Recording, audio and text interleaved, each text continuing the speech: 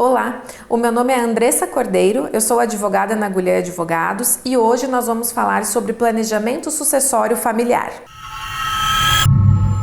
Então, qual é a importância do planejamento sucessório familiar? Bom, uma das importâncias é a preservação do patrimônio. Então, através de um planejamento, você consegue, além de preservar o patrimônio familiar, você também consegue garantir a segurança e o bem-estar dos herdeiros, a fim de assegurar uma transferência de forma eficiente e harmoniosa dos bens do indivíduo para os seus herdeiros. Quanto aos benefícios do planejamento sucessório familiar, o primeiro deles é a proteção do patrimônio. Então você protege o patrimônio da família e o legado familiar, o que é muito importante e é uma preocupação muito costumeira do indivíduo. Outro benefício é a continuidade dos negócios. Então, num planejamento sucessório, você consegue, através dos herdeiros desse indivíduo, você consegue identificar aqueles que possuem características de liderança, características de administração, características de realmente executar a mão de obra da sua empresa, enfim, dependendo da profissão e da própria qualidade de cada um. Então, no planejamento, você consegue visualizar essas qualidades e justamente separar e até determiná-las, a qual tarefa ficará para cada herdeiro. Um terceiro benefício é evitar os conflitos familiares, esses que são muito comuns no pós-morte. Então, quando você faz um planejamento, você já consegue ali justamente ao delimitar qual é a sua intenção e de como você pretende que seja essa sucessão, isso acaba se tornando, trazendo mais até estabilidade para os herdeiros, pois eles já sabem como que vai funcionar, evitando desgastes emocionais e até mesmo discussões na família sobre qual será a incumbência de cada um no pós-morte. E ainda um outro benefício é justamente a agilidade e o fato de você evitar um processo de inventário, que é muito mais complexo, burocrático e custoso, além de ser desgastante para todos os familiares que já estão tentando se curar da tristeza que é de perder aquele ente querido. Então, a sucessão, além do processo de inventário que você pode evitar através desse planejamento, você pode fazer outra forma de planejamento sucessório é justamente a doação em vida. Então, como que funciona a doação em vida? Você pode, em vida, doar 50% do seu patrimônio, que corresponde à metade dos seus bens ou valores, né, a qualquer pessoa, independentemente da autorização dos outros herdeiros. Então, 50% dos seus bens você pode doar para um amigo, para uma instituição de caridade, para um sobrinho, para um neto, fica a seu total critério. Os outros 50%, eles são obrigatoriamente dos herdeiros necessários, que são esposa, dependendo do regime de casamento, filhos, ou na falta de filhos, né, seriam os ascendentes, que são os pais. Esses herdeiros necessários, eles obrigatoriamente têm que receber 50% do patrimônio.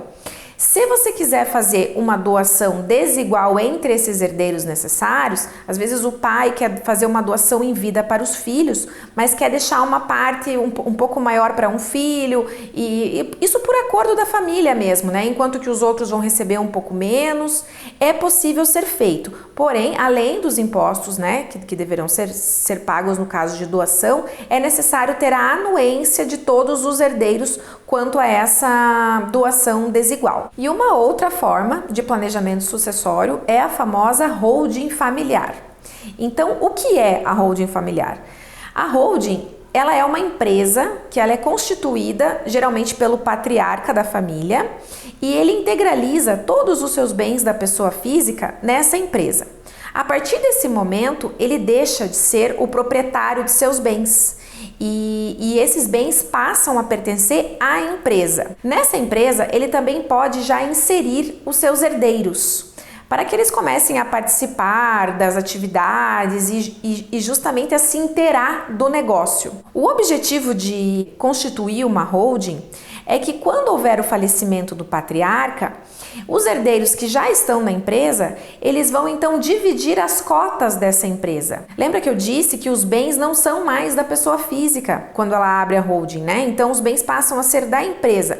No momento de falecimento desse patriarca, os herdeiros vão fazer a divisão das cotas da empresa. Afinal de contas, é a empresa que é dona dos bens. É efetuado o pagamento do imposto a partir dessas cotas dos herdeiros. Durante a administração da holding, ela pode continuar sendo gerida pelo próprio patriarca. E o patriarca, ele permanece como usufrutuário dos bens, de modo que ele tem a gestão, ele permanece tendo a gestão de todo o seu patrimônio. E quais são as vantagens da holding familiar? Bom, a primeira delas é que evita a dilapidação do patrimônio. Então você faz uma proteção dos seus bens a partir do momento que você inclui eles na empresa. Da mesma forma, você evita atritos em caso de separação ou divórcio. Afinal de contas, as cotas aos herdeiros, elas podem ser doadas como antecipação de herança, de modo que o cônjuge do herdeiro pode não estar vinculado a essa herança. Outro benefício é a redução dos custos, porque a partir do momento que todos os bens estão integralizados nessa empresa, eles são integralizados com o mesmo valor que é declarado no imposto de renda. Então já não existe ali um ganho de capital que os herdeiros estariam suscetíveis se essa partilha fosse feita através de inventário da pessoa física para a pessoa física. Além disso, com a constituição da holding, você evita a demora de um processo de inventário, que pode perdurar por anos, principalmente se litigioso for. Então, a partir do momento que você constitui a holding, que os herdeiros já estão como sócios dessa holding, já estão participando da atividade, já fica definido qual que é a função de cada um. E isso evita desentendimentos e desgastes familiares. E por fim, a holding familiar é uma excelente estratégia para você minimizar a tributação sobre o patrimônio. Tanto porque ao incluir os bens da pessoa física na empresa, quando você faz essa integralização, via de regra, se não for atividade de locação, você não vai pagar imposto para fazer essa integralização. E da mesma forma, não vai também incidir o ganho de capital, porque você vai integralizá-los na empresa pelo mesmo valor que você declara no imposto de renda.